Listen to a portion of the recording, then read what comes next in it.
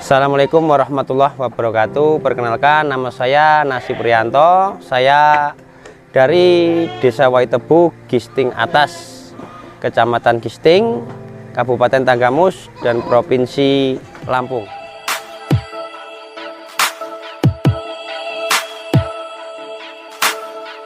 Saya merintis ke jenjang peternak ataupun breeding itu dimulai dari tahun 2013. Mulanya saya bukan di ternak kambing bur ataupun cross bur, saya lari ke kambing rambon.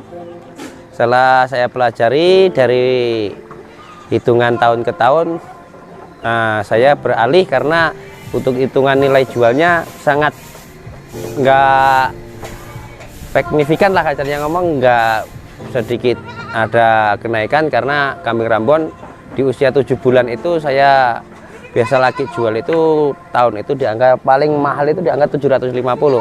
Saya lari ke kambing PE, tapi PE-nya PE masih PE lokal. Nah, dari situ saya mulai belajar memahami kambing PE.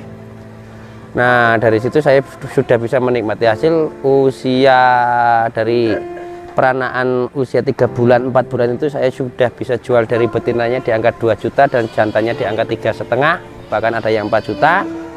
Nah, karena saya terus mencari apa isi kambing yang ibaratnya genetiknya bagus dan perawatannya enak, saya lari ke kambing PE-nya. Ya saya tetap melihara sih, walaupun cuma berapa ekor itu saya bidikan larinya ke bur dan cross bur ini. Dia makannya dari perawatan dan makannya itu mungkin lebih mudah, makanya saya alihkan ke sini karena pengalaman saya dari nilai jualnya pun lebih enak dan lebih agak sedikit membantu perekonomian dari nilai rata-ratanya lah.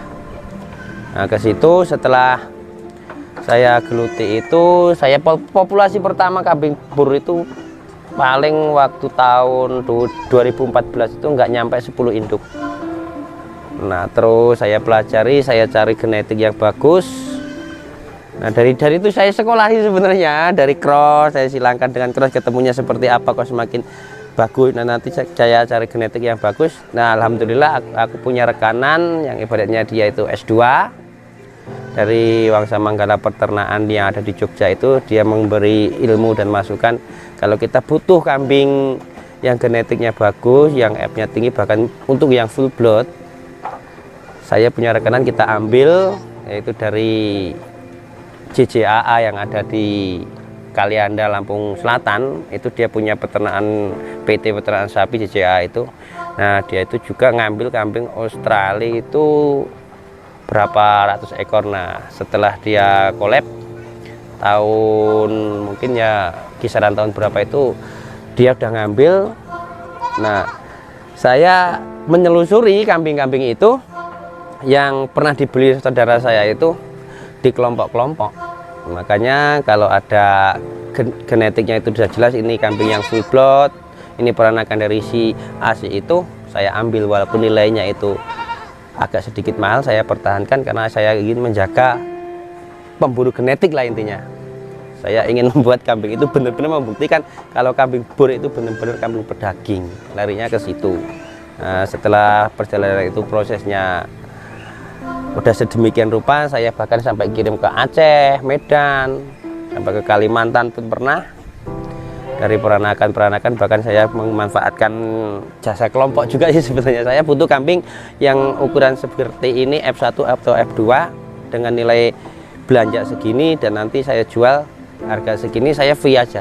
Kita ngambil fee paling di angka, kalau untuk jarak pendek saya ngambil di angka 100 sampai 200 karena saya untuk pengumpulannya, operasional dan segala macamnya tetap ditanggung jawab saya, dan untuk keamanan uangnya juga mempertanggungan jawab saya. Makanya saya ngambil di situ. Fee-nya ya dibilang agak sedikit besar, ya besar karena resikonya di saya. Ada kambing kematian di kandang saya itu, selepas itu masih pertanggungjawaban saya. Nah, untuk pengembangan, untuk saat ini saya masih berbenah. Berbenahnya kenapa kok saya ngomong berbenah, itu lebih sulit karena berbenah itu karena pengertian di kelompok saya dulu, pejantan FB-nya itu satu ekor untuk sekitar 25 orang. Itu ada yang sifatnya nggak mau ngambil pejantan untuk disilangkan FB-nya dengan indukan mereka, tapi mereka cenderung dari peranaan dikawinkan dengan induk. Makanya itu kenapa saya sekarang itu motivasi kepada mereka itu berbenah, karena nama kambing bor itu udah rusak di talangan tanggamu, itu udah rusak karena ketemunya udah inbreed. Kalau udah inbreed itu lebih susah kita berbenah, karena itu nama itu udah jelek. Kita untuk memperbaiki nama itu butuh waktunya itu yang nggak sedikit waktu. Makanya saya pelan-pelan merintis, ya tertatih-tatih lah seperti ini. Saya ngumpulkan, nggak tahu itu uangnya siapa, yang penting ada kambing kita pertahankan. Yang FB, yang F4, F2, F1, bahkan di sini saya siapin kalau ibaratnya ada orang datang pengen tahu, pengen tanya-tanya, contohnya seperti apa, udah ada sampelnya. Intinya saya ini bukan semata-mata untuk ibaratnya memperbanyak, saya ini cuma mau menyelamatkan apa yang sudah ada di Tanggamus itu.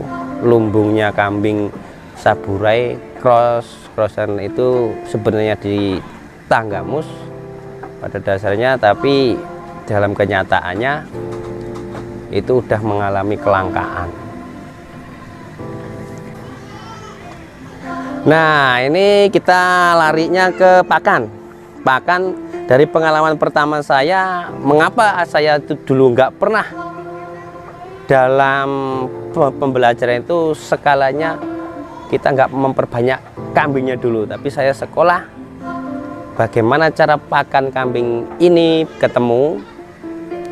Dari situ saya teken, bahkan banyak kejadian kalau nggak ada yang mati itu nggak keren, rasanya kan kayak gitu. Dulu saya makan itu pakai manual, Mas. Saya cacak kayak gitu, kasih makan.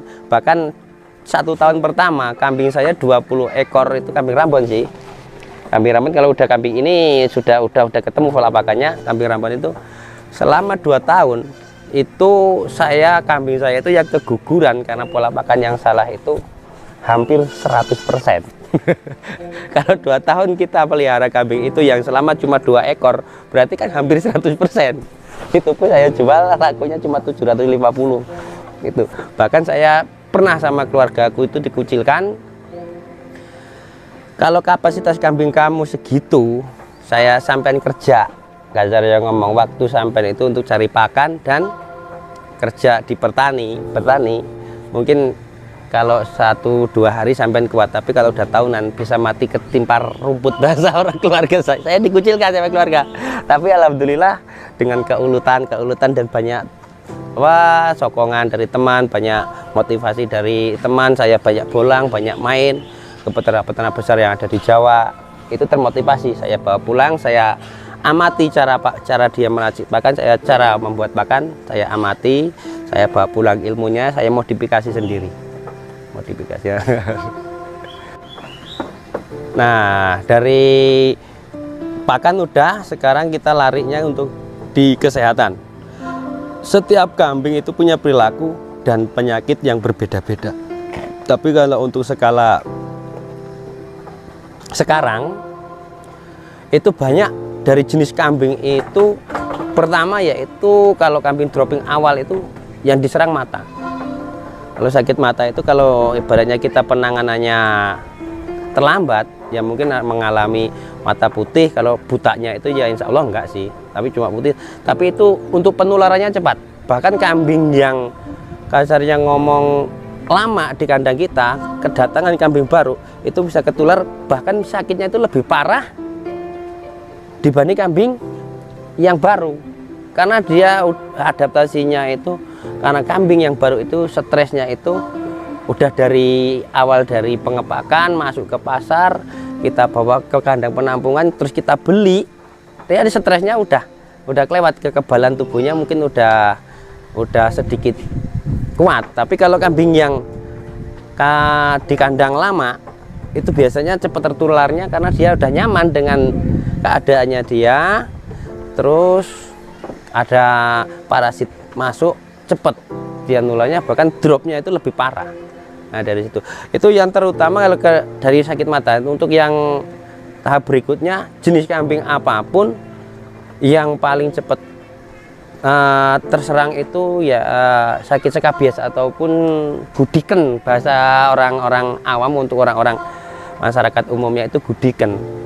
Itu kalau kita nggak tanggap dari penanganannya, dari gejalanya, mungkin banyak orang-orang yang gagal dari breedingnya, dari fatteningnya, itu ya karena kambing kena kurap, kena gudik ataupun skabies itu.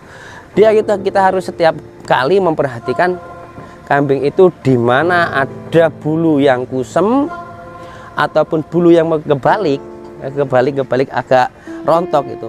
Kita lihat aja di dalamnya itu ada kutunya atau enggak. Kalau ada kutunya, cepat antisipasi kita basmi pakai atau obat-obat tradisionalnya, kita pakai jambe, daun jambe itu kita blender ataupun kita haluskan, kita ambil airnya atau kita mandiin pakai gosokan daun jambe, ataupun untuk obat yang ada di toko kita pakai kutu tok.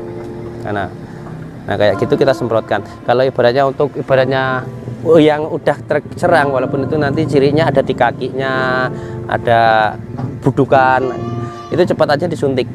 Kalau nggak disuntik atau dan dimandikan, itu nular dia, cepat juga nularnya itu. Karena dia penyebarannya itu tertiup angin dari koloni satu masuk ke koloni lain, dia parasinnya itu hinggapnya nyatu masuk ke kulitnya dia akan menular terus kayak gitu. Nah itu sebenarnya penanganannya agak sedikit mudah kalau ibaratnya kita paham. Kita pola pakan kalau ibaratnya kita kambing itu terjaga, benar-benar kesehatannya terjaga, asupan nutrisi dan protein seratnya juga itu tercukupi, insya Allah dia akan punya daya kekebalan tubuhnya akan luar biasa. Nah, kayak gitu. Oke, nah tadi dari latar belakang saya, bagaimana saya seperti ini udah, dari pola pakan, kesehatan sudah. Sekarang yang dicari ataupun yang definisinya yaitu pasar. Mungkin banyak orang ambisinya dia pengen ternak tapi dia belum punya pasar. Itu yang jadi masalah, yang definisinya jadi masalah. Dia bisa beli harga mahal tapi untuk pasarnya dia nggak tahu. Nah itu dulu juga jadi pengalaman yang berharga, paling berharga di kalangan saya sendiri. Bahkan saya itu sebelum masuk ke dunia perdagangan, saya punya ikut di dunia di kelompok. Nah kayak gitu. Makanya saya selalu ada musyawarah segala macam itu, dicetuskanlah di waktu itu saya menjadi sebagian dari pemasaran. Nah dari situ, dari pemasaran. Nah aku bergelut dari situ, kita selalu konsultan sama pedagang, bahkan dipermainkan sama pedagang itu udah bosan, kayaknya udah muak saya itu sebenarnya. Nah kayak gitu. Nah, tapi itu bukan suatu masalah bagi saya, karena itu kalau dia mau pahit-pahit tapi ilmunya itu sangat luar biasa. Setiap pedagang yang ada di tengah, insya Allah belum ada selip mata ataupun selip dari amatan saya pernah saya hinggapi, saya ikut gimana transaksinya, gimana cara jualnya. Nah dari situ bahkan sampai ketemu, aku bisa jual kambing sampai ke Aceh, ke Medan, ke segala macam tempat itu, khususnya untuk peternakan kambing. Itu pengalaman-pengalaman saya berbagi. Dari situ saya punya komunitas, entah itu di Lampung saya punya, untuk di komunitas Kambing Bur Indonesia saya masuk, ada di dalamnya. Nah dari situ saya membentuk jaringan. Sebelum saya ternak seperti ini, sebenarnya saya itu udah punya pasar. Nah dari situ saya punya ketekatan, kalau ibaratnya kenapa saya bisa jual kambing lari ke sana itu sistemnya kepercayaan sih. Saya bahkan orang yang Aceh pun yang beli kambing saya, orang Medan yang beli kambing saya, bahkan sampai ratusan ekor. Orangnya belum pernah ketemu dan seperti apa orangnya itu belum pernah tahu saya. Ya, insya Allah dari pengalaman-pengalaman itu saya di penjualan tidak begitu, kalau sekarang tidak begitu takut lah. Ya, kalau saya punya satu keyakinan, di mana ada tempat transaksi jual ataupun beli, pasti di situ ada namanya akad yang yang ibaratnya mengesahkan atau jadi atau enggaknya. Ya intinya sih ada yang penjual pasti ada yang pembeli gitu aja lah. Intinya. Oke, nah dari pengalaman-pengalaman saya sudah saya ceritakan. Ini untuk teman-teman yang ada yang melihat dan menonton, saya beri satu kata mutiara ataupun motivasi untuk kaum peternak. Ayo kita bareng-bareng breeding, khususnya untuk wilayah Lampung, karena satu bocoran untuk kita, jantungnya breeding itu tempatnya di Lampung dan Medan. Itu bidikan dari Kementerian Peternakan Indonesia. Kalau ibaratnya kita benar-benar fokus di dunia breeding, ya insya Allah, karena invest jangka panjang kita adalah di breeding. Karena breeding adalah jantungnya peternak. Nah, seperti itu, jantungnya peternak. Ingat, jantungnya peternak. Nah, dari saya cukup sekian. Saya akhiri. Wassalamualaikum warahmatullahi wabarakatuh. Tetap semangat, tetap ngarep. Salam dari Gisting Waitebu Banopati Parem.